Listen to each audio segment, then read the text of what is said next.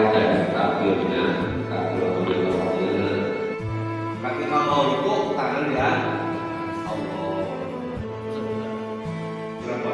Kalau kita juga dibuka jadinya kalau kita diangkat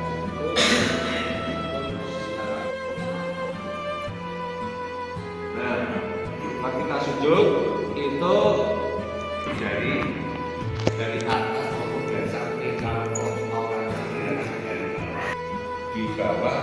di bawah kaki yang sebelah kanan nggak tegak. Pokoknya posisinya itu ketika sujud nggak ada yang bergerak, tenang sih.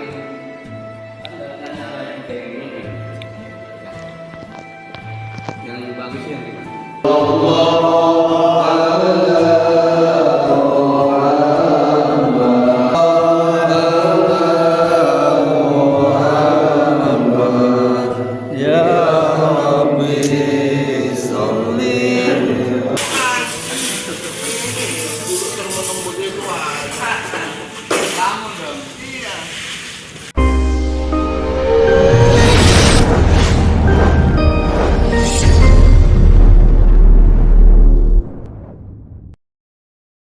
Assalamualaikum warahmatullahi wabarakatuh.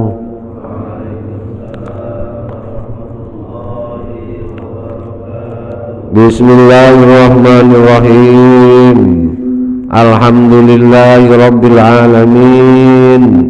Wa bihi nasta'inu ala umurid dunya waddin. Wassalatu wassalamu ala sayyidina wa maulana Muhammadin khatamil anbiya'i wal mursalin wa ala alihi wa sahbihi ajmain. Qalu subhanaka la ilma lana illa ma 'allamtana innaka antal alimul hakim. Rabbi syrah li sadri wa yassir li amri wahlul 'uqdatam min lisani yafqahu qawli, amma ba'd. Hadirin jamaah talim Masjid Al-Ikhlas Perumahan Kiai Pawangi 1 yang senantiasa dimuliakan Allah Subhanahu wa taala. Syukur alhamdulillah, mari kita sama-sama memanjatkan syukur kepada Allah Subhanahu wa taala atas segala nikmat dan karunia-Nya. Alhamdulillah kita semua dalam keadaan selamat, baik-baik saja, tidak ada halangan apapun, bisa hadir di masjid ini dalam rangka sholat subuh berjamaah. Semoga Allah melimpahkan nikmat-nikmatnya yang lain kepada kita semua, amin ya rabbal alamin.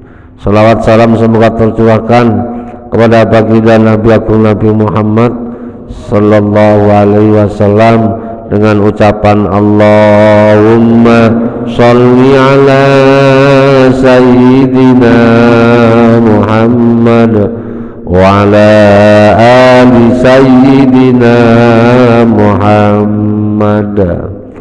Semoga kita kelak termasuk umatnya yang akan mendapatkan syafaatnya, amin ya rabbal alamin. Hadirin jamaah taklim sekalian, mari kita lanjut taklim kali ini dengan materi ilmu fikih dengan referensi kitab Fathul Qorib, bahwa ini taklim subuh ini untuk sementara adalah ini yang terakhir, dan taklim kita juga nanti malam pada maghrib juga sekaligus penutupan.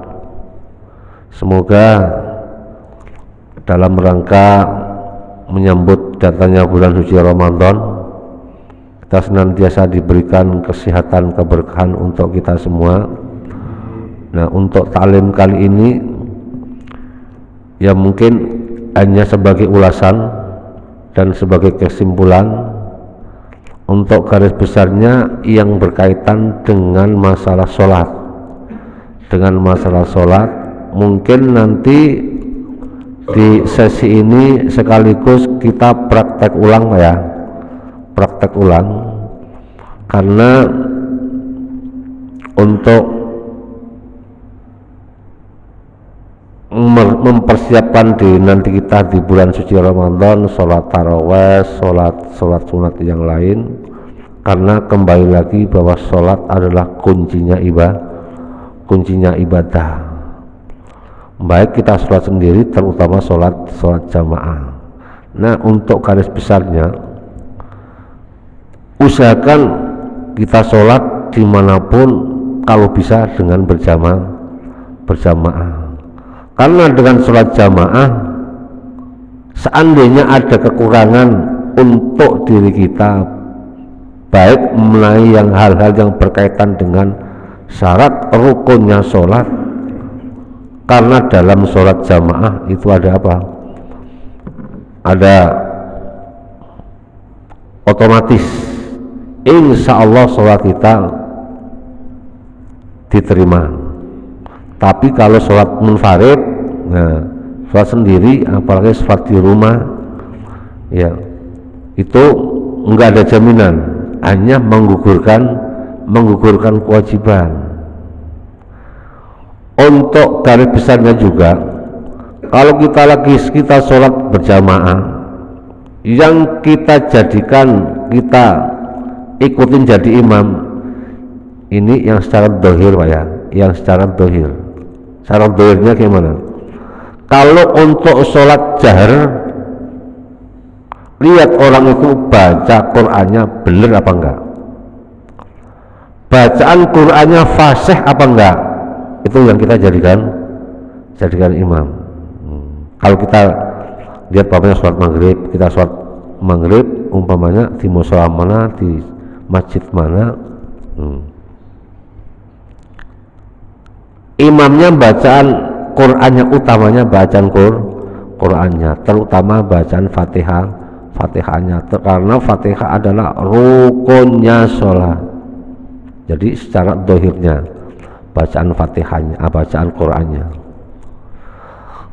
Kalau kita ngikutin imam yang dalam keadaan jahar, lihat gerakannya, sholat duhur, sholat asar, lihat gerakannya, cara rukunya bener enggak, cara sujudnya bener apa enggak, cara duduknya bener enggak, tomak ninanya dipakai apa enggak. Itu gambarnya seperti itu. Karena Pak, dalam sholat berjamaah itu tadi ada kekurangan makmum, insya Allah ditutup oleh imam, dan makmum yang lain apabila itu apa, mereka yang lebih ada yang lebih baik. Kemudian yang berkaitan dengan apa, syarat wajibnya sholat, tentu kita sudah memenuhi syarat wajibnya sholat. Yang pertama al-Islam. Manakala orang itu sudah Islam, wajib mendirikan sholat, kecuali orang kafir yang asli. Adapun orang murtad, dia tetap wajib sholat, tapi sholatnya tidak sah. Apabila mereka kembali masuk Islam lagi, nah itu nanti sholat yang ditinggal selama dia murtad wajib qadha'uha, wajib diqadha. Nah, untuk itu kita jaga Islam kita jaga ibadah kita. Makanya itulah pentingnya sholat. Kembali lagi bahwa orang kafir yang asli tidak wajib sholat, tapi kalau kafirnya tidak asli gimana? Asalnya Islam, murtad, dia kembali lagi Islam, nah tuh dia wajib membayar hutangnya sholat selama ditinggal berapa tahun. Berat apa berat Pak? Berat, makanya jangan sampai. Yang kedua itu syarat wajibnya. Kemudian yang kedua wal bulughu baligh. Berarti kalau balik kita sudah dewasa, gampangnya sudah seperti itu ya. Yang ketiga akal, berakal, wal aklu berakal. Nah, dimaksud berakal ini akalnya sehat, waras ya. Jadi kalau ada orang yang lagi stres ya, stres ini macam-macam ya, sebabnya macam-macam, makanya jangan sampai stres, jangan membuat pikiran kita stres. Untuk itu bagian daripada syarat-syarat wajibnya sholat. Kemudian syarat sahnya sholat, syarat sahnya sholat kemarin yang berkaitan dengan hal apa, harus suci dari hadas dan najis, baik hadas besar maupun hadas kecil. Itu syarat sahnya sholat. Orang sholat dia punya tanggungan hadas besar atau kecil, kok sholat, berarti sholatnya tidak sah. Kemudian dia sholat tapi badannya kotor dengan najis, juga tidak sah. Untuk itu harus kita perhatikan, karena sholat adalah ibadah ini menyembah kepada Allah yang maha suci. Badan kita harus suci, jiwa kita harus suci dari hadas, baik hadas kecil maupun hadas besar. Kemudian yang kedua menutup aurat ya. Untuk aurat laki-laki benas surah war rukbah, antara pusar dan kol itu harus tertutup aurat. Kalau untuk lebih afdolnya ya gampangnya pakaian yang rapi, bersih. Nah, itu gambarannya apa, syarat wajibnya sholat dan syarat syaratnya sholat. Nah, mungkin syarat sholat yang lain diantaranya apa, harus menghadap kiblat, kemudian masuk waktu ketika mengerjakan sholat. Kemudian rukunnya sholat. Rukunnya sholat ini yang pertama dulu kan disampaikan bahwa niat. Nah, yang berkaitan dengan niat ini yang susah. Karena apa? Contoh usolli fardhas subhi rakaataini ada alillahi ta'ala. Kalau kita sholat sendiri, usolli fardhas subhi rakaataini ma'muman lillahi ta'ala. Karena di dalam niat itu minimal ada 3 faktor yang tidak boleh ditinggalkan. Kalau itu ditinggalkan berarti niatnya tidak sah. Kalau niatnya tidak sah, sholatnya tidak sah. Dalam niatnya sholat ini sebagai ulasan aja ya, yaitu wajaba niatul fardiyah wa qasdu fi'liha wa ta'yinuha. Jadi yang pertama qasdul fi'li, sengaja niat mengerjakan sholat, digambarkan itu usolli, saya niat mengerjakan sholat. Sholat apa? Fardiyah.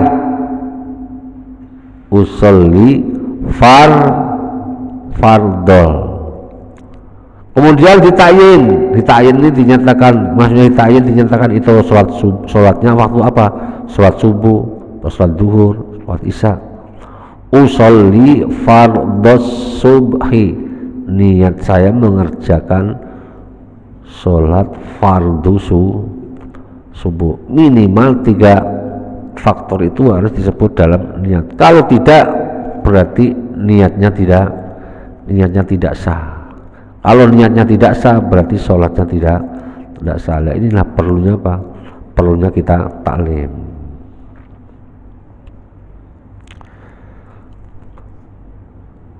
Kemudian takbiratul ihram termasuk syaratnya sholat. Takbiratul ihram ini adalah rukun qauli, rukun yang harus diucapkan, yang harus dibaca.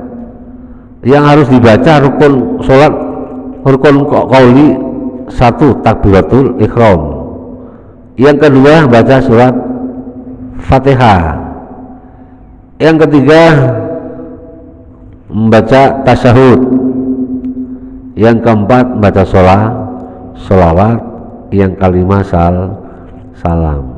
Ini rukun qauli, rukun sholat yang harus diucapkan, harus dibaca. Kalau dibaca itu berarti apa? Bukan dibaca dalam arti mulutnya bergerak, lisannya bergerak. Kemudian batasannya seberapa? Yang penting apa?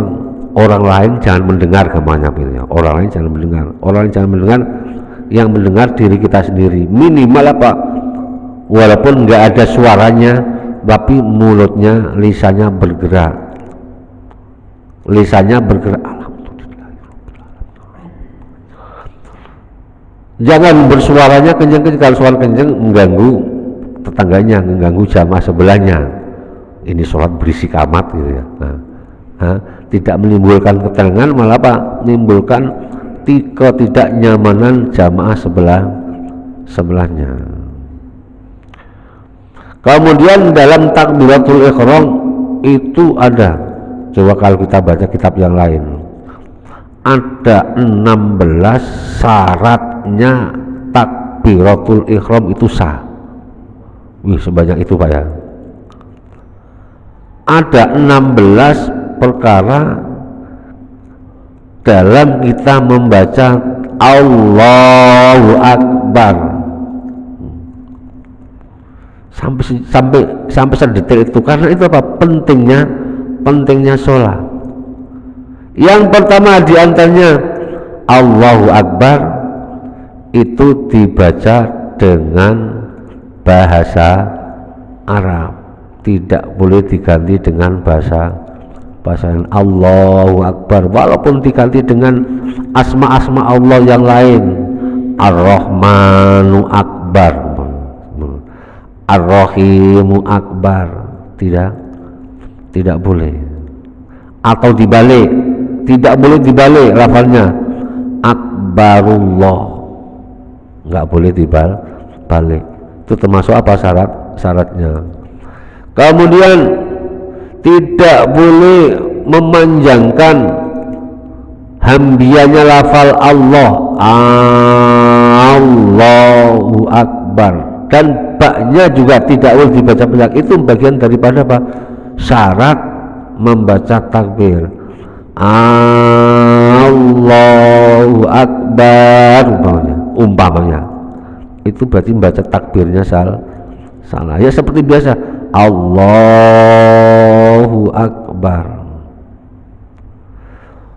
Pokoknya redaksi takbirnya seperti itu, tidak boleh dirubah, tidak boleh ditambah, baik merubah dengan hurufnya maupun merubah dengan bacaannya. Kalau dirubah berarti takbirnya tidak sah.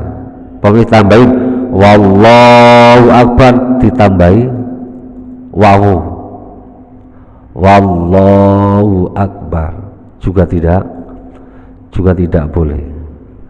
Kemudian yang penting lagi bahwa ketika membaca takbir harus fi halatil istiqbal, dalam kondisi ini dada sudah menghadap kiblat, dada sudah menghadap kiblat.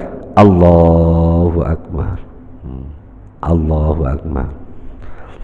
Itu semua gambarannya apa? Gambarannya tentang hal-hal yang berkaitan dengan sholat. Kemudian membaca Fatihah, ya, membaca Fatihah baik kita dalam sholat sendiri maupun terutama sholat jamaah. Kembali lagi, kalau bisa kita sholat ya, dengan berjamaah dimanapun, umpamanya nggak sempat ke masjid, di rumah ya udah, anak kita diajak jamaah, istri kita diajak jamaah, di tempat kerja usahakan. Soalnya apa? Kalau kita lihat pahalanya, Sholatul jamaati khairun min sholatil fadhi, daripada sholat sendiri. Pahalanya seberapa? Perbandingannya berapa? Khairun min sholatir rajuli fi baitihi munfaridan sab'ina, ada kalanya sab'ina sanatan, ada kalanya apa? Sab'ina yauman. Jadi sholat jamaah sekali ya, itu pahalanya lebih besar daripada sholatnya orang sendiri di rumah selama 40 hari. Ada yang mengatakan sab'ina sanatan, 40 tahun. Itu tujuannya Pak, untuk memotivasi jangan sampai kita meninggalkan sholat jamaah. Di samping yang pahalanya 1:27, 1:27. Apalagi sholat kita yang rumahnya dekat tempat ibadah, dekat masjid, dekat musola, jangan sampai sayang ya, merasa sayang. La sholatar rajuli fi baitihi, tidak sempurna sholatnya orang di rumahnya, sedangkan di masjid dikerjakan sholat jamaah. Nah, untuk itu nanti kita praktekkan Pak ya, mulai dari takbiratul ihramnya ya. Kalau untuk bacaannya yang kiranya masih bisa perbaiki, ayo kita belajar untuk taksin kita buka ya, kita buka tiap malam Senin. Ayo semangat, jangan istilahnya Pak, utlubul ilmah minal mahdi ilal lahti. Kita belajar, terutama belajar agama itu tidak ada batasnya.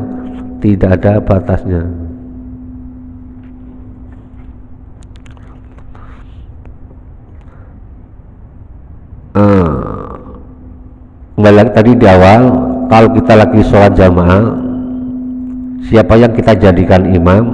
Kalau dalam kondisi jahar, kita lihat utamanya apa? Bacaan Qur'annya bagus, gerakannya sholatnya tidak, gerakan sholatnya juga benar. Kalau mau di waktu jahar, yaitu yang gerakannya benar, gerakannya paling baik.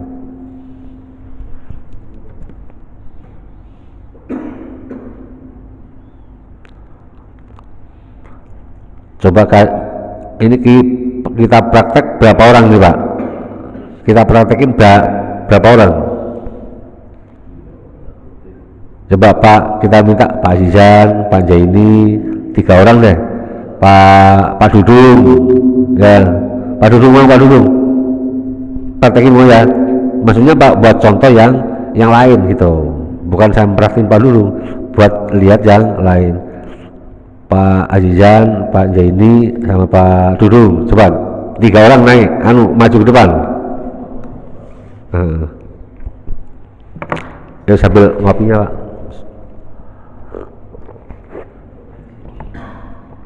Nah, di situ aja Pak, di situ aja ya.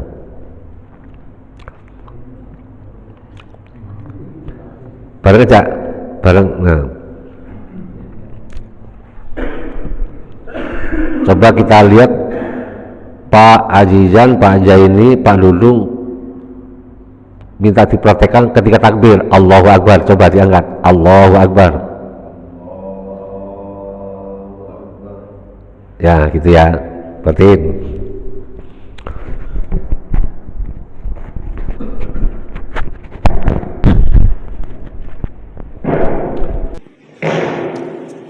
takbir seperti itu. Kemudian untuk naruh tangannya fauqa surra wa tahta sadri, di atas pusar, di bawah dada. Di atas pusar, di bawah dada. Itu kalau kita menurut Imam Syafi'i dan ajaran kita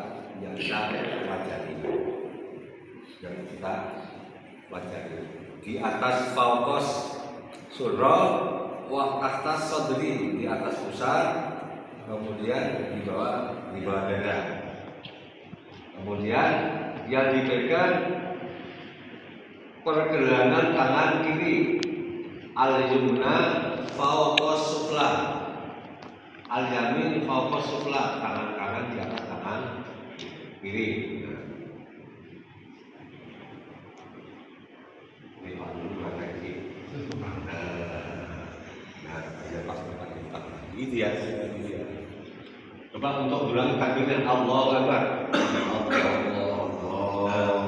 Untuk takbir seperti itu ya. Memang ini gambarnya jempol ini telinga, tupaknya seperti itu. Ya, memang kalau mengangkat tangan ini tidak wajib. Mengangkat tangan tidak wajib, makanya beda-beda ada yang begini, ada begini, ada begini. Memang mengangkat tangan itu tidak wajib, sunnah dianjurkan. Yang wajib itu takbirnya.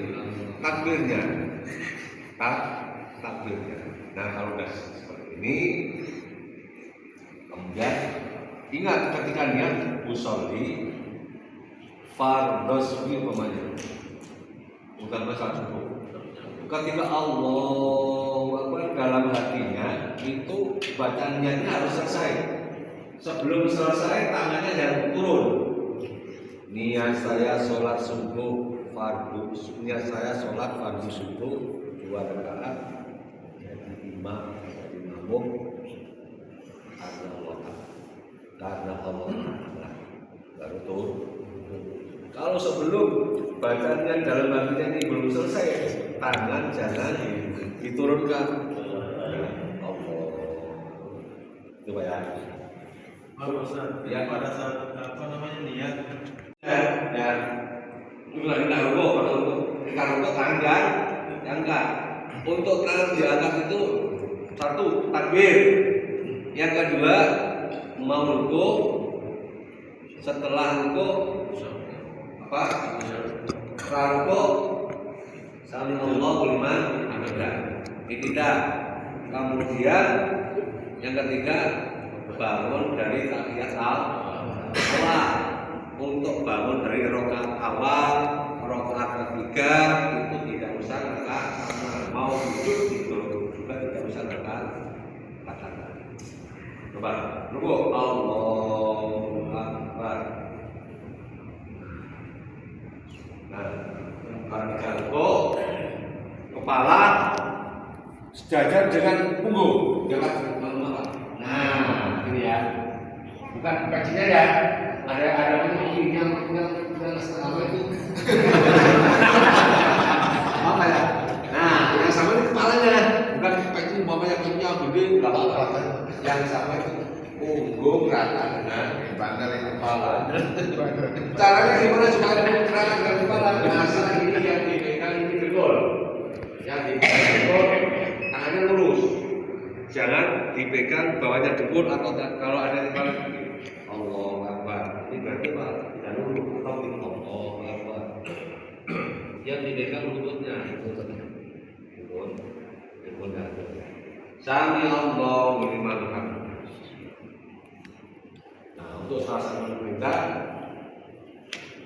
boleh langsung tangannya ke bawah atau boleh kembali lagi ke sini. Tergantung apa? Tergantung nyamannya.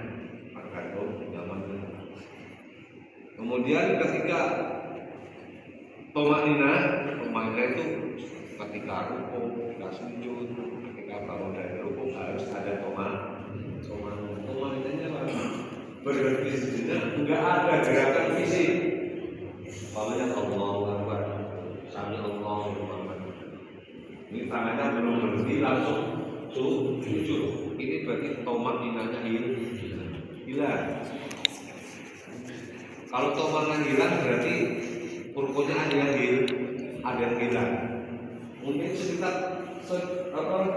setiap pindah dari gerakan sholat harus ada tomangan. Baik jalan sama ketiga maupun rukuk.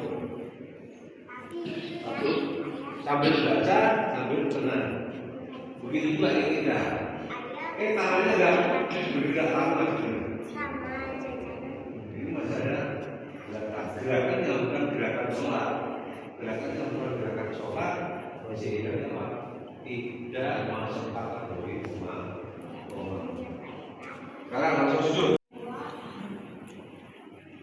Nah, ketika sujud itu dengkul dulu, baru kedua tangan, baru jidat sama hidung.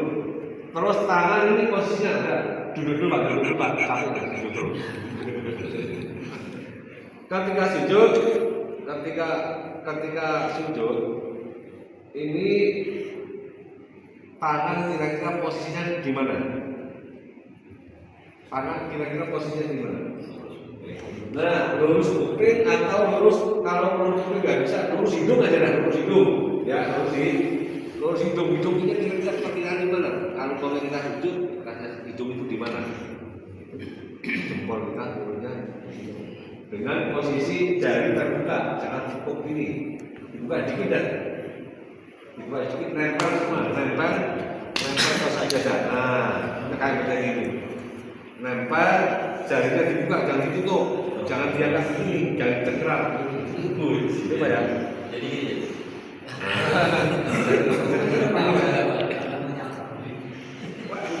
Tangannya nempel semua. Nah, nempel semua. Kemudian dia kakinya, balik kakinya. Nah, kakinya ketika sujud itu dalam keadaan apa? Iftiros, kaki yang kiri dijadikan tempat duduk, kaki yang kanan manjat. Coba ulang lagi, sujud lagi. Allahu Akbar. Nah, ketika sujud jari kakinya harus direndahkan terus, harus tegak.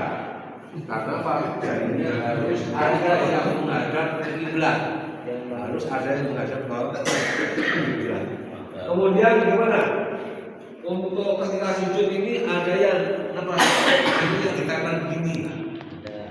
Ada apa ya? Ya, ada yang ditempel begini, ada yang dengan begini, ada yang tidak begini. Nah, ini dengan kondisi ya. Ada yang mengatakan kalau ditempel begini ini untuk menghindari apa itu pangkal dengkul ini tidak dilihat dari belakang. Kemudian yang dikatakan tidak jadi masalah, tetap seperti ini.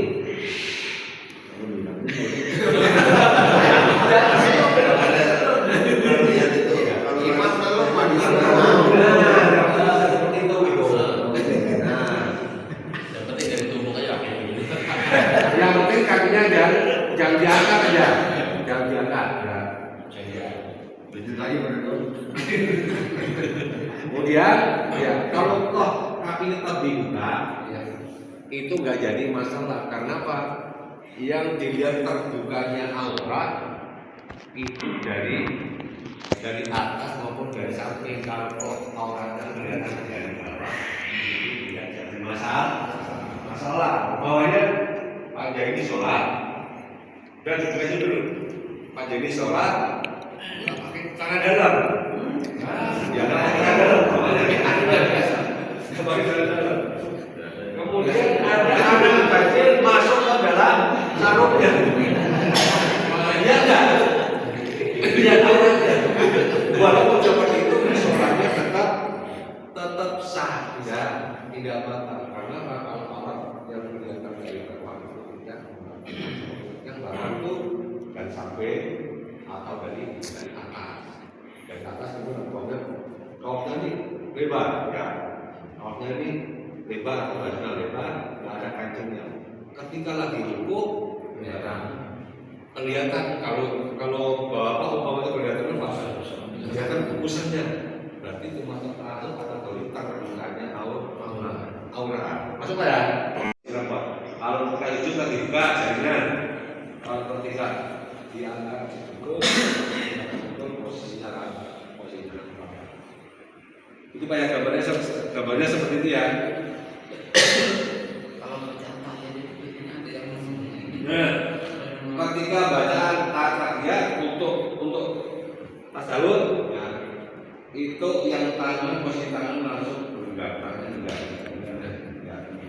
kiri seperti ini, yang kiri seperti ini, yang tangan langsung pegang.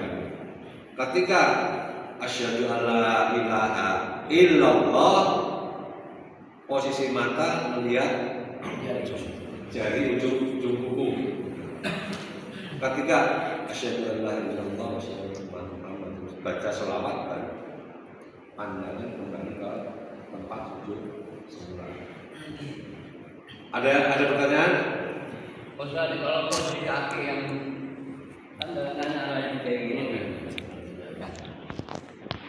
yang bagus yang gimana? Kan dari kaki, ya.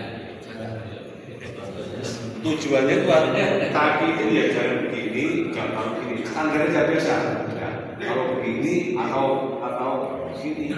Ini apa kalau nanti kita disenggol teman jatuh? Disenggol sama lain. Benar, lurus begini apa? Bebas apa pakai kaki dulu ya? Miring agak miring dikit pak, agak miring. Ya, jam lurus gini jadi bikin tegak. Kalau ini apa jadi apa? Kayak gerak-geraknya bebas. Jaraknya juga pak kira-kira sejengkal tangan. Kalau jari terlalu lebar, jari terlalu sedikit, jari terlalu lebar, jari terlalu standar. Masuk ya? Ada pertanyaan? Pokoknya posisinya itu ketika sujud nggak ada yang bergerak, tenang semuanya, tenang. Ada kakinya maju sujud, kakinya pakai main. Itu mah ya. Semuanya udah Kalau baru coba takiat awal dulu. Ini namanya duduk takiat awal pak. Pak dulu takiat awal bukan? Air. Nah,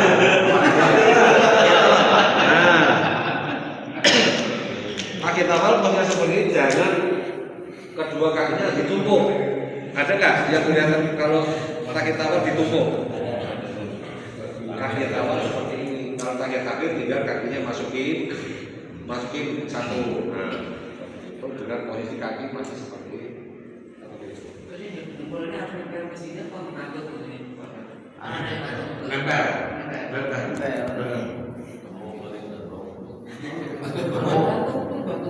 Itu kalau misalnya pak nempel kalau kondisi normal, kalau kondisi lagi sakit, ya boleh. Ya.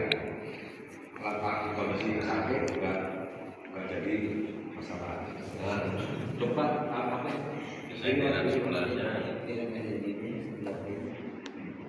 miring pak ya, kalau gininya miring ya, jangan lurus gini, miring. Nah, miring ya. Untuk kaki bukan. Ini mesti Keluar. begini atau boleh yang begini? Di bawah kaki yang sebelah kanan, nggak kelihatan dari luar, juga nggak terlalu menonjol. Posisinya ada di tengah-tengah. Antara depan kalau berarti di tengah-tengah. Jangan keluar begini, atau jangan keluar ke depan. Tengah-tengah. Masuk lah ya.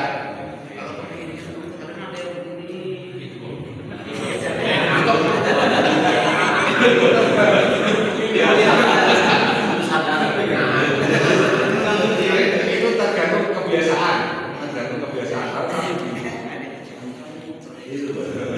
Memang banyak ada seperti itu ya. Kalau memang itu nyamannya seperti itu, nggak jadi masalah. Kalau dia nyaman, ya. Kemudian nyaman untuk diri tapi tidak nyaman kemudian dia mau begini. Orang ngapain? Jadi kan sebelah sini tuh tinggal kita ngomong. Bahkan Ya, kita lagi pulang ini, ya. begitu setelah sholat kan assalamualaikum. Terus kadang kita lagi nggak kurang baik keluarin angin ya. Keluarin angin itu kita harus langsung baca doa lagi apa jangan baca doa? Nah, berarti tadi ini tadi yang rukun yang pertama takbir Allahu Akbar, baca Allahu Akbar. Kemudian yang kedua baca Fatihah. Yang ketiga baca tasawuf at-tahiyyatu. Assalamualaikum warahmatullahi wabarakatuh.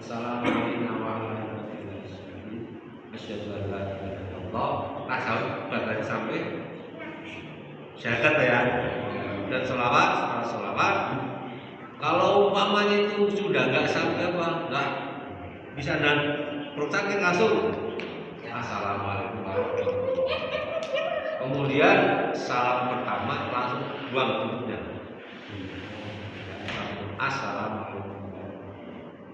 Kembali kalau udah keluar, udah salam kedua jalan dan lanjut. Berarti baca doanya jangan lanjut. Nggak usah ya. Kalau salam pertama udah keluar kentut, kemudian udah keluar, diterusin assalamualaikum. Malah sholatnya batal. Salam pertama udah keluar angin, udah jangan dilanjut. Gitu ya. Sekali lagi bahwa itu gambarannya sholat dalam menjaga rukunnya, poli maupun ini seperti itu. Kemudian untuk fatihahnya harus dijaga. Sekali lagi kalau kita mengikuti sholat jamaah diberikan orang yang kita tidak tahu asal usulnya, kita lihat dulu kalau gerakannya itu memang bagus, ya, cara sujudnya, cara rukuknya, cara dulunya boleh kita supaya untuk menyempurnakan pahala sholat. Kalau untuk sholat jar, bacanya bagus sekali, terutama bacaan. Ini gambarnya seperti itu ya, cukup ya. Terima kasih begini kan.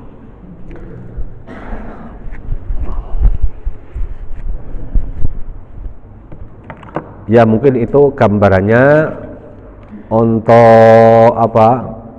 Untuk gerakan-gerakan sholat yang dapat kita praktekkan, semoga ada manfaatnya.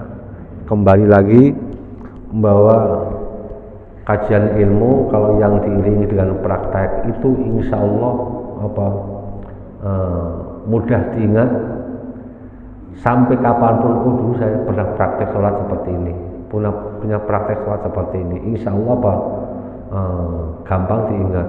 Ingat saya itu dulu saya waktu praktek sholat ya, ketika sekolah MI kelas 3 kalau nggak salah itu, MI kelas 3, dan termasuk praktek sholat taubat itu saya juga MI kelas Madrasah Diniyah kelas 4 kalau nggak salah itu. Sampai sekarang masih ingat yang ngajar almarhum guru-guru kita seperti itu. Ya mungkin itu yang dapat kami sampaikan pada kesempatan ini. Sebelum kita tutup, alhamdulillah Masjid Al-Ikhlas menerima infak 1, 2, 3, 4, 5, 6, 7, 8, 9, 10. Infak 1 juta dari Bapak Azizan, dan pahalanya disampaikan kepada Bapak Haji Muhammad Marsidi bin Dullah Kasan, Mas Warhan bin Bapak Marsidi, Ibu Sukiyah binti Sumo Sugiman, Ibu Sumiati binti Sumo Sugiman. Semoga almarhumah senantiasa diberikan tempat raudhatun min riyadil jannah, dan Bapak Aizan senantiasa diberikan diganti oleh Allah Tuhan yang berkah dan berlipat ganda. Amin ya rabbal alamin. Al-Fatihah.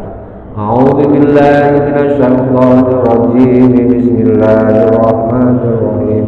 Alhamdulillahi rabbil alamin. Arrahmanir rahim. Maliki yaumiddin. Iyyaka na'budu wa iyyaka nasta'in. Ihdinas siratal mustaqim. Siratal ladzina an'amta 'alaihim ghairil maghdubi 'alaihim waladdallin. Amin. Alhamdulillah Masjid Al-Ikhlas menerima infak dari Bapak Sugianto sebesar 5 juta rupiah. Kita doakan semoga Bapak Sugianto senantiasa diganti oleh Allah dengan rezeki yang berkah dan berlipat ganda, dimudahkan segala urusannya, disiapkan keluarganya, dimudahkan segala maksud dan hajatnya oleh Allah. Amin. Bismillahirrahmanirrahim. A'udzu billahi minasyaitonir rajim. Bismillahirrahmanirrahim.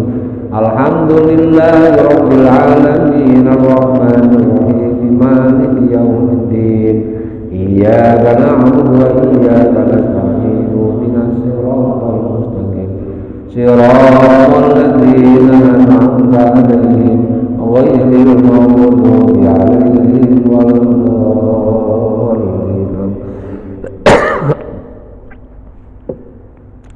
Fatihah yang ketiga, kita ucapkan terima kasih kepada para jamaah yang telah meluangkan rezekinya, menyisikan sebagian rezekinya untuk acara subuh berkah ini. Semoga diganti oleh Allah dengan rezeki yang berkah dan berlipat ganda.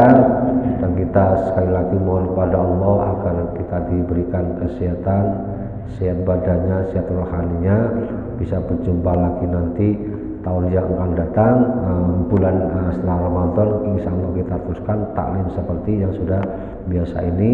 Semoga kita bisa bertemu di bulan Ramadan dengan kondisi sehat walafiat. Amin ya rabbal alamin. Al-Fatihah. A'udzu billahi minasyaitonir rajim. Bismillahirrahmanirrahim. Alhamdulillahirabbil alamin arrahmanir rahim maliki yaumiddin iyyaka na'budu wa iyyaka nasta'in ihdinas siratal mustaqim siratal ladzina an'amta 'alaihim ghairil maghdubi 'alaihim waladdallin. Allahumma shalli wa sallim ala sayyidina Muhammad wa ala ali sayyidina Muhammad ya fattahu ya alim iftah lana fathan qariba wa alimna ilman nafi'an. Allahumma alimna ma 'allamtana alimna ma la 'allamtana alimna ma yanfa'una alimna ma la yanfa'una innaka ta'lamu wa la na'lamu wa anta 'allamul ghuyub. Allahumma inna na'udzubika min ilmin la yanfa' wa min qalbin la yakhsha wa min nafsin la tasba' wa min ghairi nafsin wa min syarri dzalil albab rahmatika ya arhamar rahimin. Allahumma ja'al auladana wa talamidana wa alimatina wa man hadara bi min jama'a min alil ilmi wa alil iman wa alit taqwa wa alil ibadah wa alil quran wa alil rizqi wa alil du'a wa alil khair wa la taj'alna wa iyyahum min ahli syarri wa dhair innaka ala kulli syai'in qadir. Rabbana atina fid dunya hasanah wa fil akhirati hasanah wa qina adzabannar. Wa sallallahu ala sayyidina Muhammad wa ala alihi wa sahbihi wa sallam. Subhanaka rabbika rabbil izzati amma yasifun. Salamun alal mursalin walhamdulillahi rabbil alamin. Al-Fatihah. A'udzu billahi minasy syaithanir rajim. Bismillahirrahmanirrahim. Alhamdulillahi rabbil alamin arrahmanir rahim maliki yaumiddin iyyaka na'budu wa iyyaka nasta'in ihdinas siratal mustaqim siratal ladzina an'amta 'alaihim ghairil maghdubi 'alaihim waladdallin. Kurang lebihnya mohon maaf. Billahi taufiq wal hidayah. Wassalamualaikum warahmatullahi wabarakatuh. Sallallahu alaihi wasallam.